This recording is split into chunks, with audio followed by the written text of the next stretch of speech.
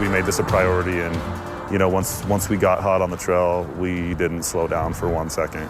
A 5-day manhunt came to an end late last night in western Wyoming. Both DJ Harrison and Flint Harrison now in custody. But as new specialist Nicole Vowell found tonight, it was not an easy task. She spoke exclusively with the head of the US Marshal Task Force that led the investigation. Ashley, Keith, after combing areas of almost a dozen cities, chasing lead after lead, they finally got their men. Both DJ and Flint Harrison are in the Sublette County Jail in Wyoming tonight.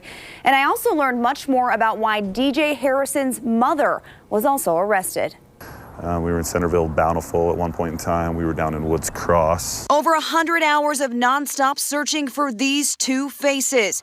Daryl Spencer is a supervisor of the U.S. Marshal Task Force that was called in to assist in tracking them down. We jumped right on, found out who the two guys were, and just kind of went from there. The search took them from city to city in Utah. Then leads pointed them to the piney woods of Pinedale, Wyoming, where Flint Harrison turned himself in early Saturday morning. But DJ was still on the run. We actually took Flint up in the air, in the bird with us, and he was able to point out exactly where DJ was. They found his sleeping bag, they found his clothing. Multiple jurisdictions in 2 states stayed on DJ's trail on the ground and in the air.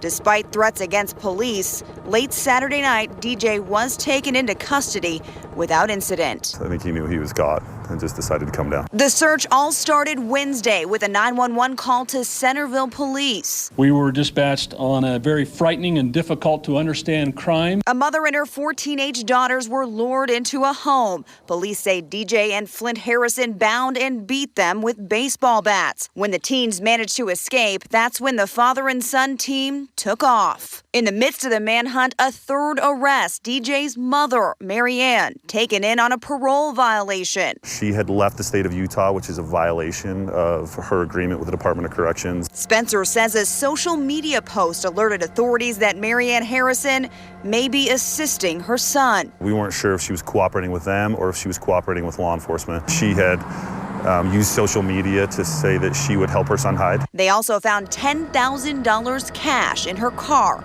after she crossed the border into Wyoming.